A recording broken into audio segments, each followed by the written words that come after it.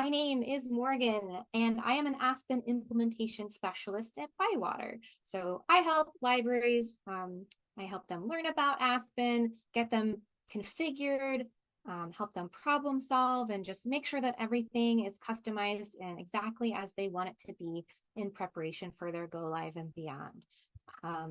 I have been with Bywater for a few years now. Before that, I worked in libraries too. So I was a youth services librarian most recently. And that's why, if I randomly break out into a song or use kids' books as my examples, that is why I cannot change who I am. So today is enhancing the patron experience with Aspen Discovery. Oftentimes during training, I'm asking libraries, put yourself in the patron shoes. Think about their experience. So this is going to be a really fun time today, learning about all the ways that Aspen can, allow you to, customize the experience for users and the way that users can customize their own experience. Before we dive in, I know we have some participants here who are already using Aspen or about to be very soon, but for anyone else, just a quick background. Aspen Discovery is, of course, an open source discovery layer. It's been in development for over 13 years. And open source just means that there are contributors from all over the world. There is a growing and vibrant community around Aspen Discovery, as evidenced by our first ever AspenCon last month, which was a total blast. And I'm always just seeing the praises of open source. I think that, especially for libraries, it's really in tune with the mission and vision of libraries, right? It's the free and open sharing of ideas and information. And that's what Aspen Discovery is all about. So without any further ado, let me just get right out of this little fancy screen. And we're just going to go into the examples. No further delay. So if you're familiar with Aspen at all already, you will likely know about browse categories. So browse categories are featured very prominently on the front page of your Aspen catalogs. And you can think of these as digital display shelves. They are completely customizable by your library. So you get to showcase anything you want in your collection, such as new titles, on order titles, popular lists, so staff picks, New York Times bestsellers, award winners, anything that you want to highlight in your collections, you can make into a browse category. The sky is truly the limit, and we have seen our partners do so many cool things. So in addition to curating these browse categories for your library, you can also add personalized browse categories. So these categories actually act as placeholders that generate content when a user is logged in. So to better illustrate this, I'm going to need to log in here. And our first stop, excuse me, is Marion County, Florida. Let me log in as my test user. All right. So now that I'm logged in, if I go back to that main page, now you're seeing some more browse categories here. These are those personalized browse categories I'm referring to. Now, this doesn't require that your library staff have an intimate knowledge of who I am and what I like. No, these are just set it and forget it categories that any of you can add to your Aspen catalogs. And it's based on the user who signed in and their activity in Aspen. So the first personalized browse category you can add is called recommended for you. Now in Aspen, and you probably have noticed these stars underneath the cover images, users are able to rate titles in Aspen. And when they rate titles, it generates recommendations for you in your account. If I pop back open to that account summary splash page I was in, it's also featured here in this little carousel. There's also a way to get to it from the side menu, but adding it as a personalized browse category puts it on the front page so that when I'm signed in, I get to see that stuff right away when I'm going into Aspen. So that's another fun way to put a little personal touch on people's home pages. The next personalized browse category option that you can add is your lists. So this, of course, is just showing whenever users create lists in their account, it's going to populate this your list browse category with these other lists. So I've only made a couple. They're a little redundant, I suppose. But yeah, these are the two lists that I have. So I can click between those. And that way they're right there on my home page as well.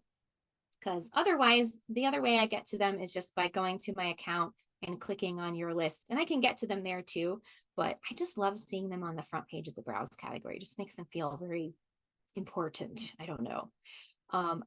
The last option for personalized browse categories is for your saved searches. So anytime a user saves their search in Aspen, and if they have that browse category added, that's going to show up here on the front page.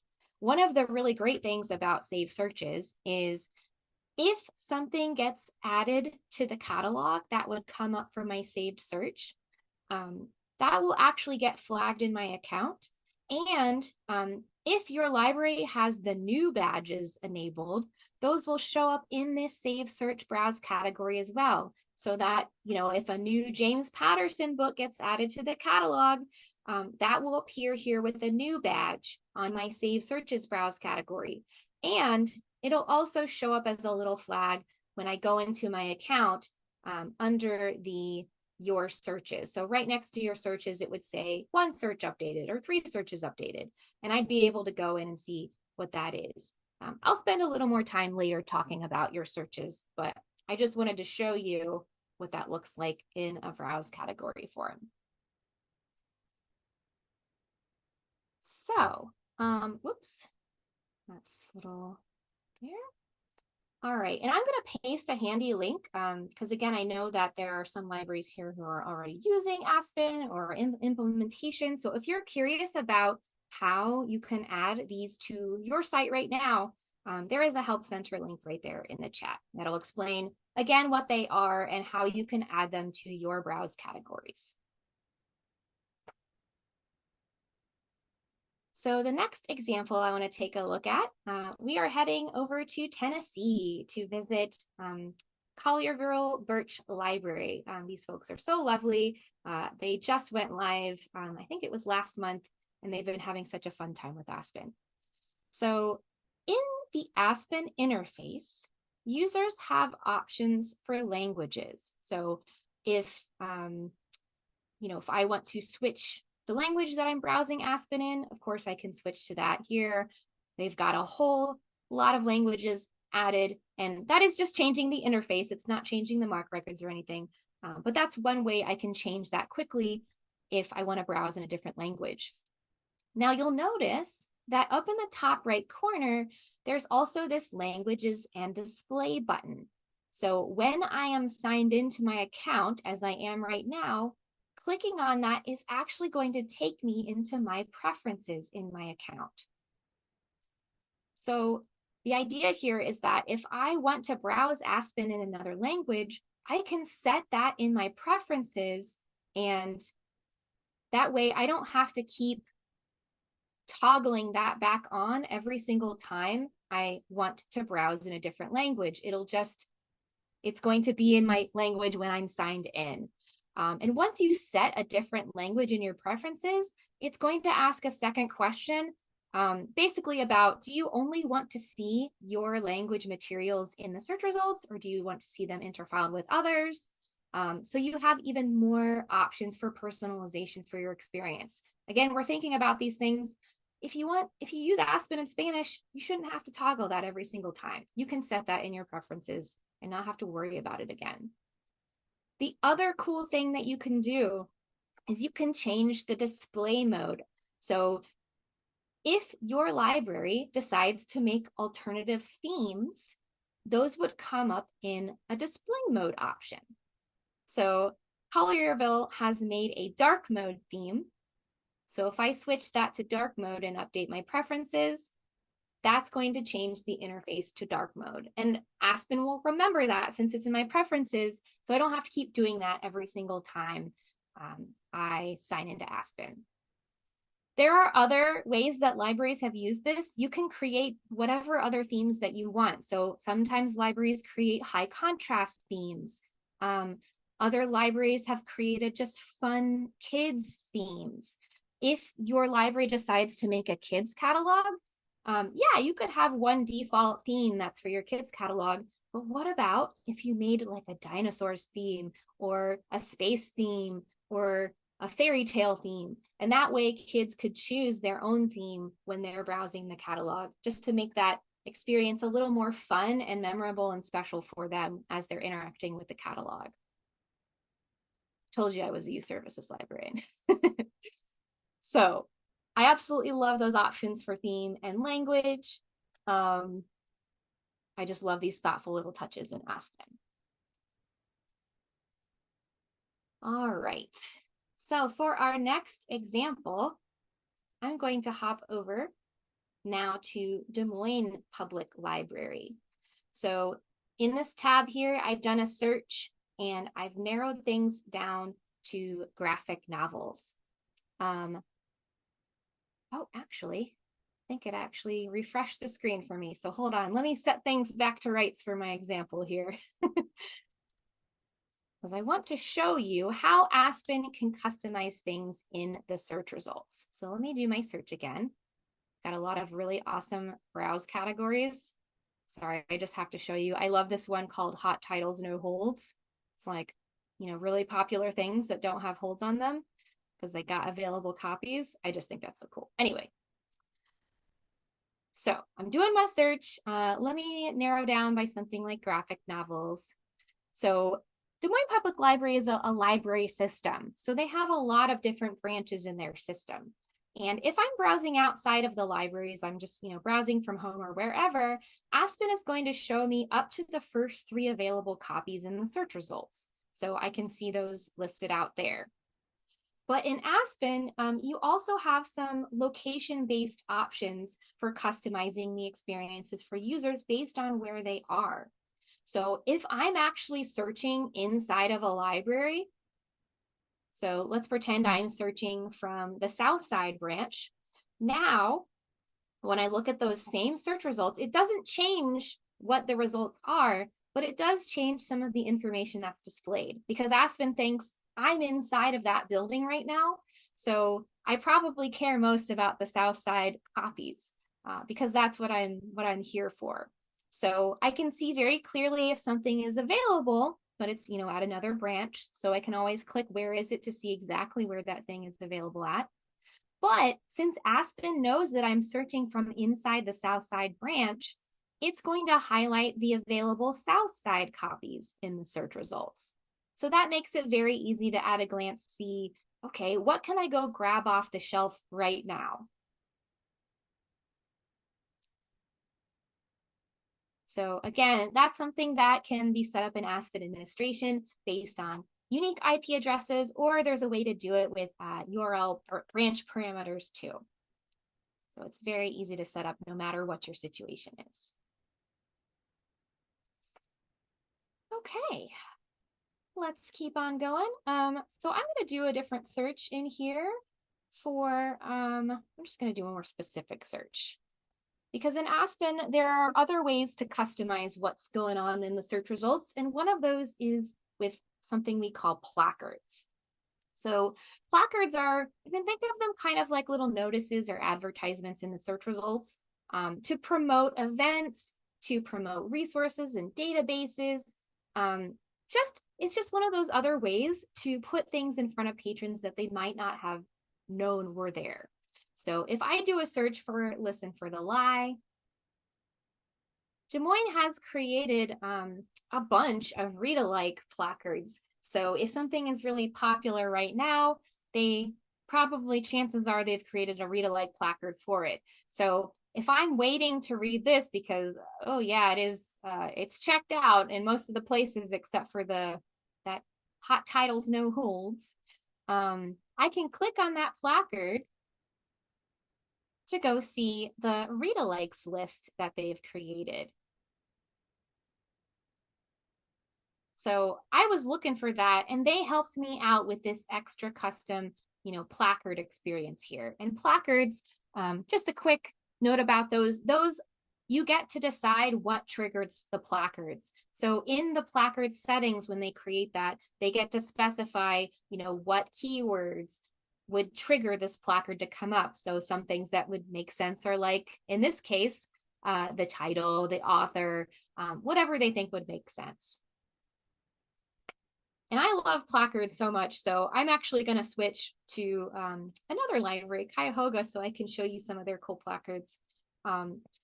If I search for something else like newspapers, maybe I'm just looking for a newspaper, I'm looking to read some periodicals, so I'm searching the catalog for that.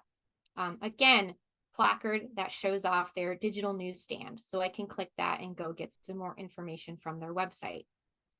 Since it's spring, maybe I'm trying to do some gardening soon. So if I search for gardening, this placard links to their seed libraries. So I love that more libraries are getting on this because I think it's so great. So again, just a nice example of that. Really, you can use placards for anything. Speaking of AspenCon, I mentioned earlier, when we were there was an academic library attendant who shared that they have a lot of students trying to search their catalog for the term multicultural picture books because of one of the assignments a professor gives every semester. So to help these students out, they created a placard that is triggered by that and related searches, and that links them out to a relevant resource and suggests some alternative searches for them to try. So even though you don't know, each individual's needs, you can kind of guess like what's popular, what might be people looking for, what might they need that they may not know about. And that's where placards can be really amazing to help nudge people in the right place. Now, let me switch gears. I'm going to search Cuyahoga for Lego. Maybe I'm looking for some Lego books, whatever. So I'm searching for Lego in the library catalog. And even though there's other places I could search, so in their online collection and lists, in events, a lot of users, they tend to not click and explore too much, which is why all these features in Aspen that help get things right in front of your users are so great, because I don't have to know that I can search in those other places. But when I search Lego in the library catalog, that's going to show up this explore more, or they've relabeled it to say discover more box. So when my search would retrieve results in any of these other sources, that will show up in explore more. So I'm searching for books, but now I know, oh, they have some Lego and brick related events. So if I click on that, that's going to take me to that events page. And I can learn more about that and see, maybe they need registration or something like that. So super, super helpful. If I, now that I know about events and I decide to search directly in events, that's going to give me even more options. So of course I can filter down by the events that I'm personally interested in. But one of the cool things you can do as a patron is you can actually add events to your account in Aspen. So you can see here these buttons, add to your events. If an event requires registration, it will also have a registration information button. So I'm going to go ahead and add this to my events. I love the ability to add to your events because sometimes, events don't require registration, like story time or, some of these other things. So without being able to register for them, like, how are you going to keep track of that? Maybe I don't have my calendar handy right now, and I just want to mark things as event that I'm interested in and keep track of them in my account so that later, if I do decide to go to them, they're right there in my account and I can always transcribe them to my calendar later. So if I add that to my events, let me go and show you. If I click on my username, I can click on my events. And now here is that event that I've saved. So if an event requires registration, of course, it's going to show that there again and tell me, hey, you got to register for this. Otherwise, it's just going to hang out in my account. So it's telling me when it is. And I can see my history of events here too. So past events are all events. So super handy if you're going to a lot of library events, which why wouldn't you be? Help you keep tabs on all of the things. All right.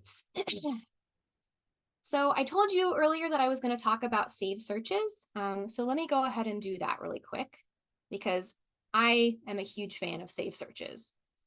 So let's keep with the Lego theme. Maybe I have, a kid or niece or whoever that's really into Lego right now. So I can use different filters to build out my search.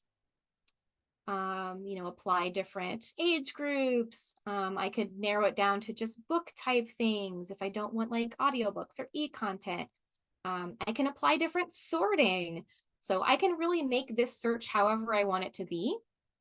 Maybe I'll do date purchased for the sorting to put the newest stuff to the top. All right, so if that looks good to me, I can save my search. And that's with the search tools here. So clicking Save Search, and I'll give this a title and save it. Now my Save Search is in my account. So if I click my username and click on my searches, that's going to be right here. So my Save Searches are here up at the top, and there's some recent searches here too. That's just for my current session. So as soon as I close my browser out, that's gonna all be gone. But my Save Searches are up here. So you saw all those filters and the sorting I applied. If I click on that, that's just going to take me right back to that search. So I don't have to keep reinventing the wheel every single time I want to do a search.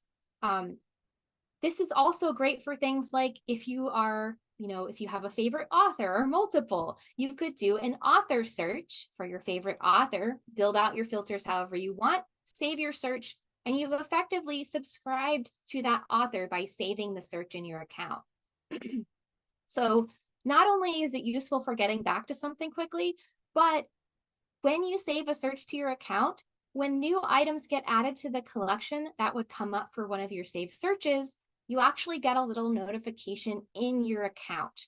So there will be a flag next to my searches that says, 1 search updated or 3 searches updated. And then there will be a new link to go straight to the new things that have been added since the last time it was updated. So I absolutely love saved searches. Of course, if you're using the companion app to Aspen Discovery, Aspen LiDA, you can also optionally get a notification for your updated searches in the app. So let me switch back to my presentation here, because I would be totally remiss if I didn't talk about Aspen LiDA. So I won't be demoing it live, but I have some fantastic screenshots. I took them myself that will show you basically the same stuff. So let me get here. So notifications in LiDA. These 2 screenshots are examples of what it looks like when you have opted in to receive notifications in your account for saved searches. So this is showing that you have some new titles available. New titles have been added to your saved search, new fiction. So clicking on that notification on your phone or other mobile device will take you directly to that in the app. There are a few other notifications that you can opt into with Aspen. So you can receive notifications about saved searches. You can also receive custom notifications, and you can receive some account-related notifications specifically for linked accounts. So activities surrounding those. Let me show you. This is just another screenshot, another one above here for the saved searches. This one down here is a little different though, because that's actually a custom notification that the library has sent out. So they've created a new browse category featuring some autumn themed books. Of course, we're in spring now, so it's a little out of date, but you get the idea. That can be created by library administrators and then pushed out as a notification to LiDA users. Of course, you have to opt in to seeing these notifications. We don't want to harass people if they haven't consented to notifications, but if they do, they get cool stuff like this. And clicking on that would take them into the app and directly to that browse category. All right. So I know we have just a few minutes left. Oh, Yes, one more thing about LiDA. There are many more things about LiDA, but another really cool way that patrons can enhance their own experience is by managing browse categories. So this is actually something that's available in Discovery as well, but I think it's more visible and perhaps even more useful in the app. So in LiDA, patrons are able to hide browse categories because the first default page when you open up the app is the Discover panel. And that's where you have access to the browse categories as well as the catalog search there up at the top. Which, side note about the search, you might see that little icon there on the right of it. It kind of looks like a little barcode. That's because in LiDA, I absolutely love this. Talk about enhancing the patron experience. If I take LiDA to like a bookstore and I scan the barcodes on the books, that's going to search the catalog for that book and see if it's available. It just brings it right up in the search results. So that's what that little icon is there on the search bar in LiDA. I get so excited every time I talk about it. Anyway, so these are buttons. I pointed them out with arrows where you can hide the browse categories. So because these are like digital display shelves, unlike the digitals or unlike the displays in your branch, patrons can't go in and take them down off the shelves. But in the app and in Discovery, you can hide them just to curate your front page of LiDA a little better, things that are maybe more relevant to your own interests. And I'm showing you here in the app where if you've hidden browse categories, it's very easy to hop into your preferences where you can manage all browse categories and you'll be able to see all the available ones and you'll be able to toggle those on and off from your preferences. So, do we have any questions about anything today?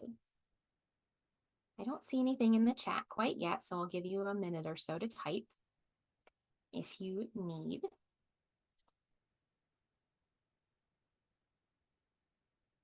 Okay. Maybe nothing. All right. Well, there's still time to type if you want. I'm just going to switch to showing you some of the upcoming webinars. So the next one, relevant to LiDA, if you want to learn any more about LiDA, there is a come check out the Aspen Discovery LiDA app webinar. That's May 7th at 3 p.m. Eastern. The next one is in June 11th, utilizing the Aspen Discovery Web Builder feature. So if you want to, if you're curious about how to add extra content to your Aspen Discovery catalog, or even how to make Aspen your whole website, that would be a great one to attend and learn more. And I do see there is a question in the chat.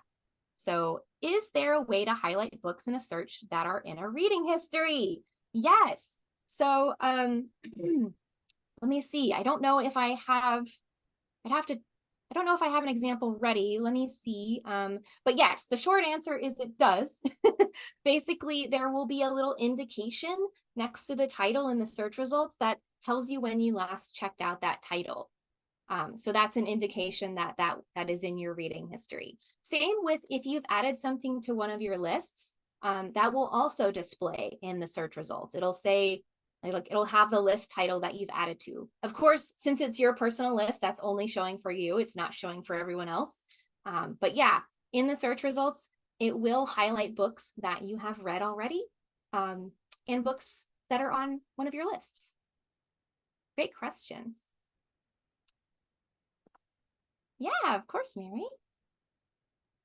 All right, any other questions? That does include e-content as well as what they've checked out, right? Oh, yes. Yeah. One of the great things about having e-content like Overdrive/LiDA integrated into Aspen is that you can manage your e-content checkouts and holds, and those do appear in your reading history in Aspen as well. So it just becomes one central location where you can see all of that stuff together. Okay.